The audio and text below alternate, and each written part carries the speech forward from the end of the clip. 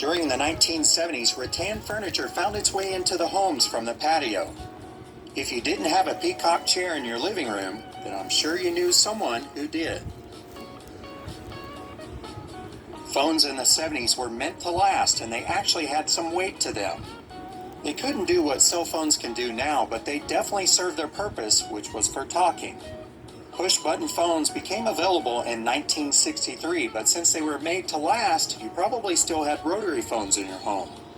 If you did have a push-button phone in the 70s, then you were certainly embracing the future.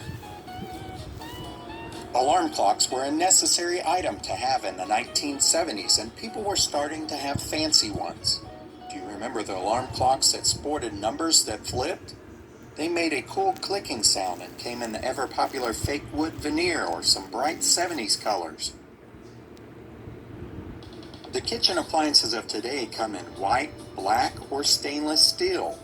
But in the 70s we had different options like yellow or green. These appliances are long gone now, but probably not because they broke down. By the 80s, people just wanted these colors completely gone. Taking vacations in the 70s was a big deal, and many of these moments were captured on Super 8 film or placed on slides. Family or neighbors would then come over, and they would all gather around for the big show. You certainly don't see these projectors or screens anymore.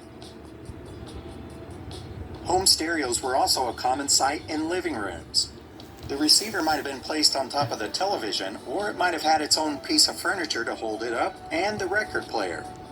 Stereo cabinets were the preferred way to go because they could hold all of your records and the coveted 8-tracks.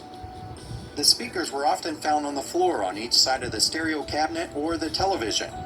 Of course, the speakers and the components were often covered in the faux wood grain of the time. Since we just mentioned records and 8-tracks, let's talk about them. Vinyl records peaked in the 1970s when the concept albums like Eagles' Hotels California came out. The design covers of albums is something that seems to be a lost art. Surprisingly, records seem to be coming back, but one thing that doesn't seem to be coming back is 8-tracks. At the time, everyone wanted an 8-track player in the home and in the car. They were easy to stow away, but it was annoying how your song could be cut off as it went to the next track. Colonial furniture made a comeback in the 70s, and perhaps this was due to the bicentennial. Regardless, many homes had these pieces of furniture adorning their living rooms, bedrooms, and other areas. I hope you enjoyed this little walk through the 1970s. The decade had a style of its own, and it really was a great decade to experience. What are some of the things that you remember in your home? As always, thank you so much for watching.